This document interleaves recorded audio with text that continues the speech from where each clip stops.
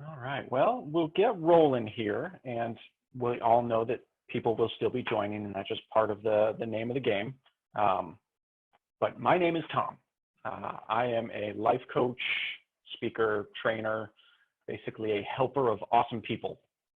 And today we're talking about something that's really near and dear to my heart, and that is finding the power of being with yourself. And we're going to talk a lot more about what that means, but especially during the coronavirus situation that we're all living in, with this added level of isolation that many of us are feeling. We're going to talk about how do we take that separateness and turn it into a tool that we can use to be more powerful, be more confident, and really kind of create more joy for ourselves in our lives, because this can often be a time when joy is not the first thing that comes to people's minds. This is going to be, like I've said, for all the newcomers, it's going to be a really interactive experience. So you're going to be doing question and answer. You're going to be going out in the breakout rooms. I ask that as many people are as comfortable with it, share your video, and please talk when asked, because otherwise I'll just sit here and stare at the camera until someone does. If you're the type of person that needs notes or likes notes, you can get the slide deck by going to this site. This is my website, choiceccoaching.us/thrive. And I will copy and paste that into the chat window in case you're just not quite there yet, but at some point you decide, man, I really want that.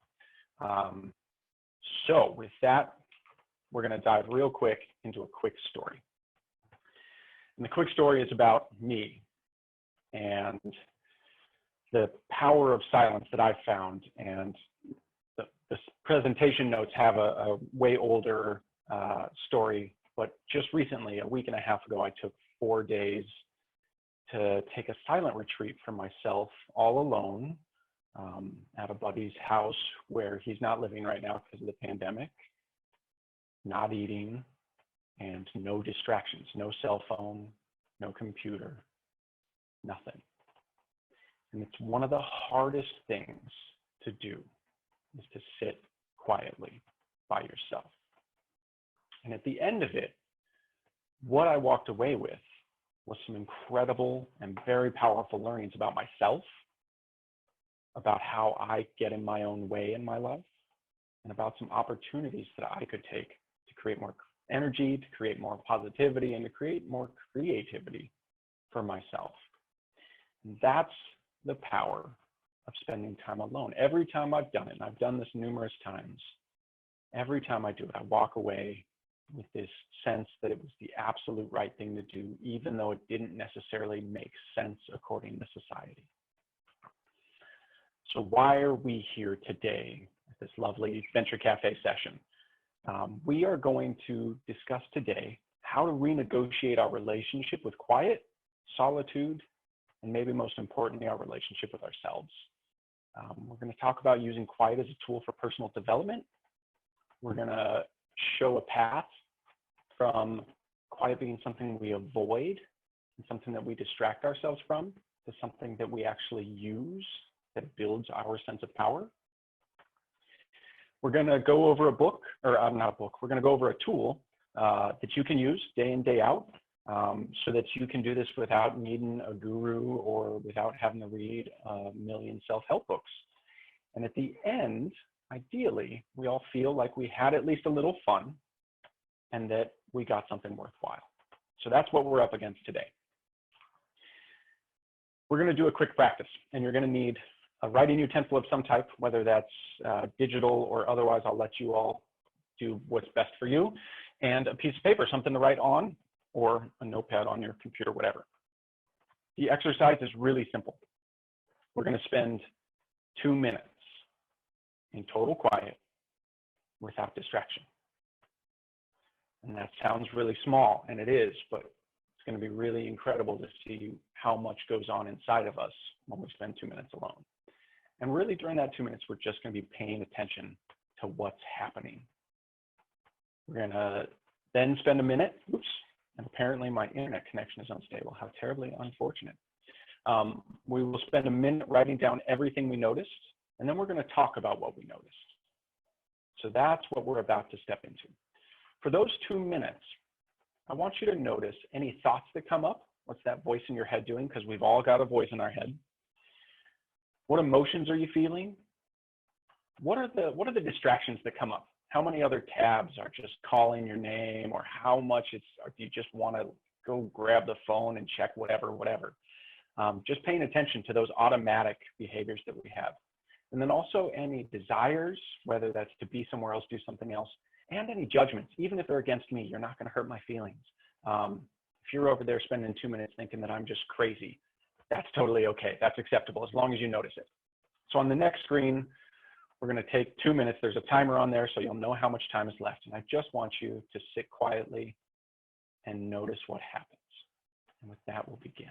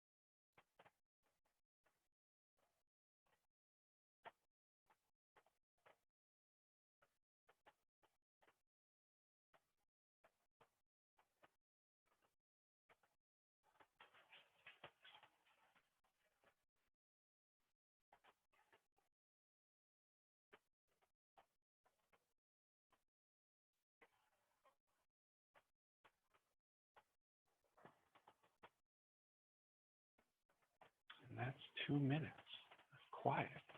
Maybe the first 2 minutes of quiet you've had all day. So now I want you to take a minute, just write down whatever you notice. Doesn't matter if it makes sense. Doesn't matter if it's something you're proud of or not proud of. Just write down whatever you noticed going on in those 2 minutes. As you wrap up what you're writing, I'm just going to talk in the background, because now we're going to go out to breakout rooms. And you're going to get a few minutes to talk amongst yourselves about whatever you notice, and really importantly, whatever you're comfortable sharing. Knowing that sharing is almost never comfortable entirely. So you might be a little uncomfortable, but don't share anything that feels dangerous to share. Kind of the way this is going to work is I'm going to give you a couple minutes in that breakout room, and at some point you're going to get a notification that you've got 60 seconds left. Don't click back to the main room, otherwise it'll just be you and me staring longingly into each other's eyes for 60 seconds. So stay in the room, it'll automatically boot you back to the main room. If when I create the breakout rooms, you're in a room by yourself, don't worry, I know I'm trying really hard in the background to resolve it, because sometimes people will join but aren't actually at their computer, and so I have to shuffle folks around. So that's what's about to happen. We're going to have 6 different breakout rooms for the 14 participants that are in here. So there will be between 2 and 3 people per room. And I just ask that you make sure that everybody gets enough time to share. I'll send a quick chat message to all the rooms when we're about halfway through the time, so that you've got a gauge. So with that being said, we're going to get everybody into a room, and we should get a notification here in just a moment once I get that set. So you should all have the ability to join a breakout room now. Seems so. So awesome. Hopefully we have some good conversations. real quick, what we're going to do here is I'm just going to throw some questions out there, and I would love for whoever feels called to give their 2 cents, and we'll have time for a couple people for each question. So I'm curious, why is being alone and quiet with ourselves so challenging? Why is it challenging for you? Yeah. I'll chime in. I think it really comes down to sort of the environment in which maybe you were brought up in. I've actually talked about this with my family. I feel like there was always a lot of pressure to like be around other people and socialize and have fun. And as I get older, I realize how important it is to sort of like slow down and appreciate time with yourself or a smaller, person or 2 people versus always, going out and making connections. It's a balance. Yeah, no, that's great. Thank you. Who else has got a take on it? Yeah, because I mean, I feel like also if you consider the way we learn, everything is kind of becomes so interactive, whether that's with like a teacher, with like your colleagues, your coworkers, or like with a screen. And we don't really kind of foster the kind of introspection that makes being with ourselves like easier and enables us to learn through like exploring ourselves, I guess, in a more mental way rather than more auditory or visual. Okay. Yeah, absolutely. I love it. Both of those are great answers, kind of origin and just kind of the way that we've trained ourselves to learn, and that introspection is not a part of that. I love it. And I see Edward over in the chat to say, fear of missing out, love it. And Heather says that she doesn't find it hard to be. She's an only child, extreme introvert, and she likes being alone with her. That's awesome. I think that's definitely a rarity. Yeah, love it. What about how do you normally cope with alone? Oh, go ahead, Dax. Go ahead. Yeah. No, I was just going to say, I second that motion, Heather. I'm the same way. I have not found it to be a challenge at all because going to work in the corporate setting where I am employed feels like a performance. And I'm so happy that I don't have to put on the face and put on the personality, that I could just be a more relaxed version of myself. And I just appreciate the time off from that performance. Yeah, no, that's very true. Yeah, many of us put a mask on when we go into the workplace. Yeah, love it. Thank you for sharing. So how do we normally cope with alone time, and especially in here, kind of thinking of that distraction-free time when we suddenly find ourselves with nothing to do? How do we generally cope? And whoever wants to share can go right ahead.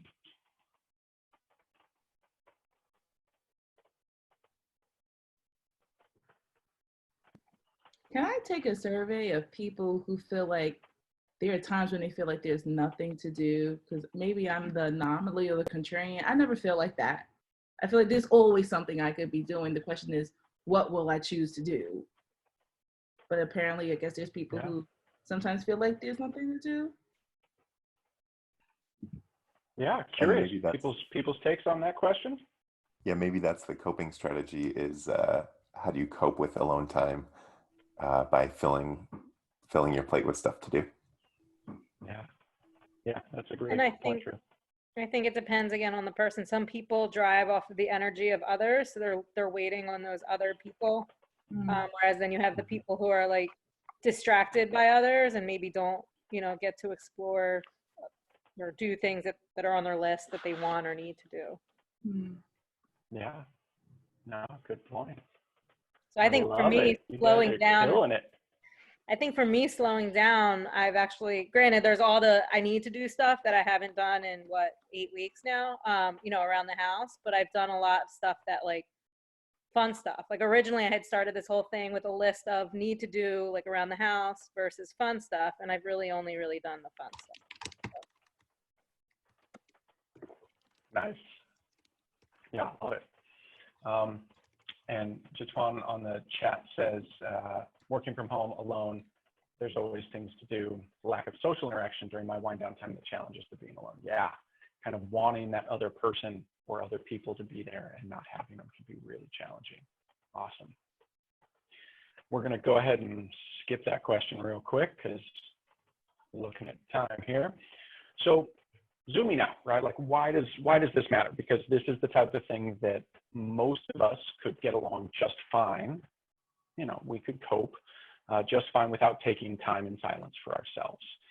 And it's really normal to have this be kind of challenging. So, you know, while we do have a couple of folks that don't find it challenging, a lot of us do, and I count myself in the challenged groups for sure. One of the things that gets in our way is that most of the stuff, when we spend time noticing what happens when we're sitting quietly by ourselves, a lot of the stuff that's going on in there isn't very empowering, right? Like, a lot of those thoughts are not telling you how awesome you are. They're telling you how not awesome you are. And those thoughts, whatever, you know, those pieces of you often have a really bad habit of spilling into your relationships, your work life, your ability to find joy in the little things, time with, you know, pets, time in nature. And we end up losing a lot of the power that we could get from this, because all that stuff that's going on inside of us is challenging us. And this internal garbage, especially when we don't notice it, ends up driving a lot of our behavior patterns, right? Like, I know my hand is up when I say, who checks their phone every time they're alone in a public place? Right? Like, first thing I do, I could just as easily talk to somebody else, but what I've got going on in my head is, what if they don't like you? What if they think you're weird for coming up and asking them? What if they speak a different language than you? Blah, blah, blah, blah, blah, blah, blah, blah, blah, blah. Edward says his inner voice tells him he's awesome. That's cool. I'm glad somebody's got that experience. Mine does not. And I know a lot of people that I work with as clients don't, but that's awesome that you do. So a lot of what we see going on inside there can range from kind of useless and inane, just kind of nonsense that's going on in your head when you're in the shower, all the way to kind of abusive and destructive. And when we take more control over that inner landscape, we tend to get far better outcomes. And this stuff isn't new. This is the crazy part, right? Like, the Greeks were struggling with this. People through all of history have struggled with, how do I get me to be okay? And it's really interesting, because as humans have really incredibly changed the way that we can exert influence on the external landscape. You know, we've got probes on Mars and flying around Jupiter, and we've got the ability to create nanotubes and ultra black paint for whatever, and all of this really incredible capacity that we have to exert influence on our external landscape. And yet so many of us struggle to have an impact on our internal landscapes. So this isn't new. We're not the first generation that's dealt with the struggle, but maybe because we're so connected and we're so easy to distract ourselves, maybe we feel it a little differently than some other generations have. So why would we do it differently, right? Because it takes energy, it takes work, it takes paying attention when you don't naturally pay attention. So what's the payoff? Your awareness goes up, which means that you see more happening around you. And that makes almost everything you work on have better results. Your relationship with yourself gets better. That one's still hard for me to say out loud, because that's the one I struggle with a lot. But it really does. And my relationship with myself has gotten significantly better since I started sitting in silence intentionally. And maybe because of your relationship with yourself, and maybe not, I don't know. But your relationship with others almost always gets better when you're okay being by yourself. Your ability to sit and really actually be present with somebody else goes way up. Confidence goes up. That's awesome, probably just because everything else is happening. And you get more energy. You feel more excited. You have random moments of joy for no apparent reason. And that is the type of thing that we all want more of in our lives, I think, is more joy, right? Like, when I talk to all of my clients during our initial consultation call, what they always say is, I want to be happy. And what happens when you spend more time being intentionally in quiet and thriving through that isolation is you get to be more happy. So if that's why we do it, then how do we do it? there's no right or wrong answer. I'm going to be the first one to say it. We're going to talk about a specific tool today. It's not the only tool out there. It's maybe not even the right tool for you. This is definitely that old adage about the journey, not the destination. Those things you notice, they're not going anywhere. This is a lifelong endeavor. It's not something that you fix once and then it's just gone. It's something that you get to do the rest of your life. So with that in mind, how we do it is to practice whatever our tool is consistently. And there's all sorts of tools, right? So you can meditate, you can pray, you can do silent retreats like is my shtick. You can spend 4 days out in nature. You can go to therapy, right? Like that's a way to really intentionally be with yourself in the internal landscape. And the last one I throw in there, it's a word I made up, accountability buddies. Those are the people that you're able to talk to about the things you notice inside of yourself and that are willing to ask you to be more bold. Yeah, Allison, I know. I made it up. It's a silly word, but I love silly words because it makes us smile more, and I think we all need more of that. So what we're going to talk about for the next couple minutes is a tool that I have found to be really effective because it's fairly simple, but it's really broad. And anytime we talk about tools, I have to bring up the recognition that many of us are in danger of looking for too many tools. We think that it's the next book, the next podcast, the next framework that's really going to make it happen for us. And we never spend enough time going deeper into one of them to find out if that's actually our thing. And that's really challenging. And there's no quick fixes for this. Pick something, whether it's meditation, prayer, journaling, silent retreats, accountability buddies, whatever it is, pick that thing and really lean in. So the tool we're going to use today, we're going to ask you to nail it. And all that is it stands for notice it, which you've already done. So virtual high fives, right? You spent 2 minutes noticing. Accept. That can be a challenging one. We're going to talk more about each of these in just a second. Investigate. And learn to release or let go. These 4 things, right? They're small enough that we can all remember them. We can talk about how we nailed it. So it's kind of fun. But they really apply deeply to a lot of situations. So when we notice something, what are we noticing? Just like you already did. We're noticing those thoughts, those emotions, those judgments. We're building an awareness of just what goes on inside of me. And when we do that, we start to develop a little bit of space. And there's not a great way to define what that space is. So the verbiage that I use is that we recognize that those things aren't me, because I'm over here watching them. I'm watching those thoughts come up. And if I'm watching them, then they're not necessarily me. So it's called the subject-object conundrum. And it creates a little bit of distance so that we can examine them more effectively. Yeah, Carol says she doesn't give enough time to one tool before she tries another. Yeah, I know, me too. I've got bookshelves full of all the personal help books that I never actually did anything with. Yeah, we all want a magic pill, that's for sure. So after we notice, we have to accept. You can't fix angry. You can't fix afraid. You can't fix noisy. You have to accept that that's where you're at. And there's a really great framework called acceptance and commitment therapy.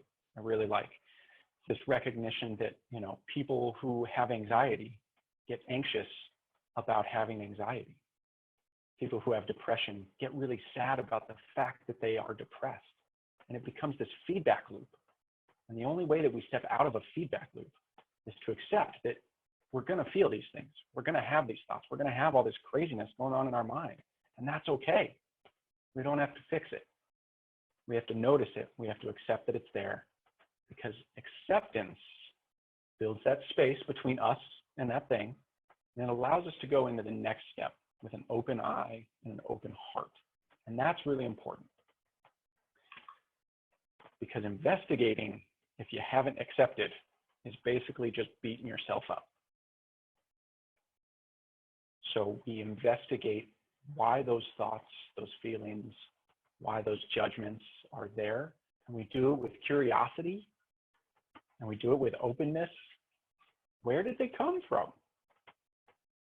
Most of our garbage, most of our crap came from a time in our lives that isn't now.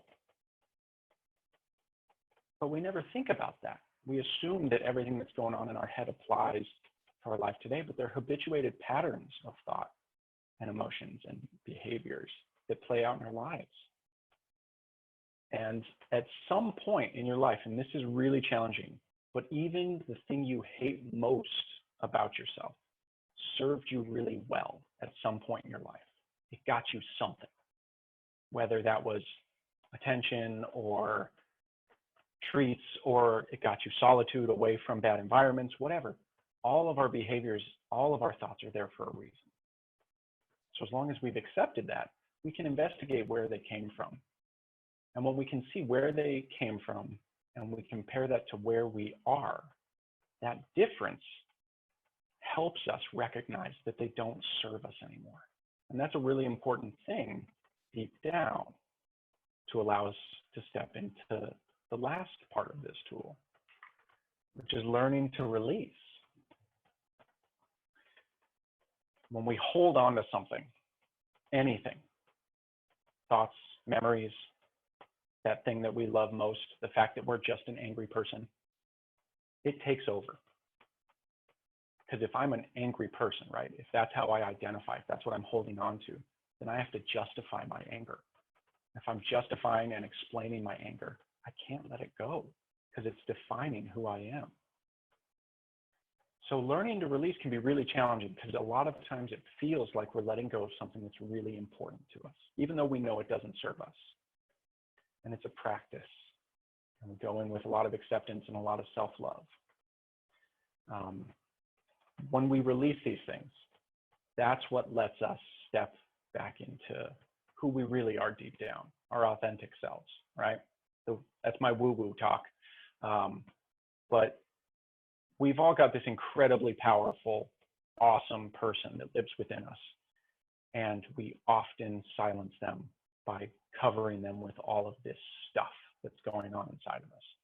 And when we take solitude as an opportunity to let that stuff go, that awesome person shows up. And there's all sorts of metaphors, and every different, framework says it differently. I love the Headspace app, talks a lot about how your mind is the sky and all of these thoughts are the clouds passing by, right? And when you fixate on a cloud, you're not actually enjoying the blue sky anymore. You're watching the cloud. In the burbling stream of your consciousness, the leaves floating downstream are your emotions. And if you pay attention to the leaves, you never actually get to pay attention to the water. And when we get stuck in our focus, whether it's a cloud, a leaf, or whatever, we start to forget that we're over here watching those things. We start to identify as those things, those thoughts, and then we get stuck. So growth happens when we release who we were so that we can become who we are. So that's the tool. Where do you do it, right? Because it's consistent practice that matters. It doesn't have to be a 4-day silent retreat. It's a great opportunity, but you can do it in the shower because almost none of us are actually present in the shower. You can do it right when you hang up the phone from talking to somebody. You can just notice what's going on inside your head, right? Because if it was a great conversation, you're going to see a bunch of joy. If it wasn't such a great conversation, you're going to have a bunch of other emotions. When I stand in the bar by myself and I awkwardly want to make a conversation and instead I go to grab for my phone, that can be my trigger to say, nope, time to nail it. What's going on inside of me right now that I'm so awkward? What do I need to do right now?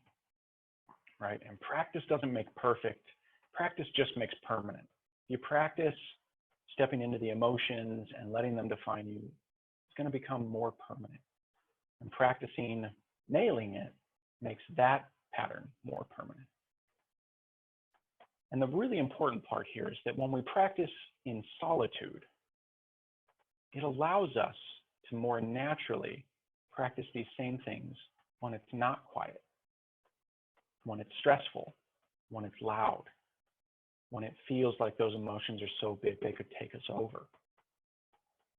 So practicing in solitude gives us a really clear path to having really game changer kind of stuff happen in our day-to-day lives when we're at work, getting ready to put our mask on, right? Dax, like, oh man, even if I still choose to put it on, that's totally okay. Let me nail it first though. Let me notice that I'm doing it. Let me accept that I'm doing it. Let me figure out why I'm doing it. And the nice part about solitude is that when it's just you, it's way harder to lie to yourself. You can still do it. We all do, but it's harder to lie to yourself. So with that, I'm going to invite some conversation real quick. Yeah, here's some questions. I'm gonna stick you in breakout rooms for the next couple minutes, and they'll probably be, I think it works so that it goes to the same breakout room. I don't actually know though, so it might be somebody new. We'll play that by ear. And you don't have to stick to these prompts. These are just opportunities. So when do you normally distract yourself from quiet time? Who might you be if you chose to be with yourself instead? What does thriving mean to you? Or feel free to discuss whatever popped up for you and that stands out, that's something you might really benefit from. So I'm going to go ahead and open up the breakout rooms. Again, you'll get a notification when there's 60 seconds left. Don't rush back. Go ahead and just stay in there. It'll automatically close out. And I'll send a notice when you're about halfway through. And if you show up by yourself, don't worry, I'm working on it. I'll get you somebody else in the room shortly. So go spend a couple minutes, and I look forward to seeing you in just a little bit. I hope those were good conversations. It's always the curse of being the presenter is I don't pop into them, so I don't get to be a part and see the awesomeness. But I'm sure that you did it absolutely right. So good work. This isn't easy, but it's very worthwhile.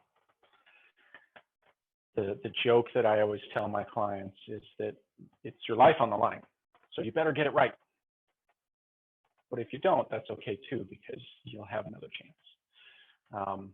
So I'd invite you to do a couple of things as we get ready to close out here. Choose to do the simple things that are really hard to do instead of the complex things that are really easy to do. Pick a tool and stick with it. Lean in. Because when you become more of who you are, the world around you not only changes, but it gets better. Because the people you care about will see the change in you, and they'll want some. And the people that you introduce yourself to at the bar instead of picking up your phone, just scroll through shit, will thank you. And the world gets better when we're all willing to be by ourselves so that we can be with others really effectively. So this isn't just for quarantine. This is forever. I really hope you've enjoyed this.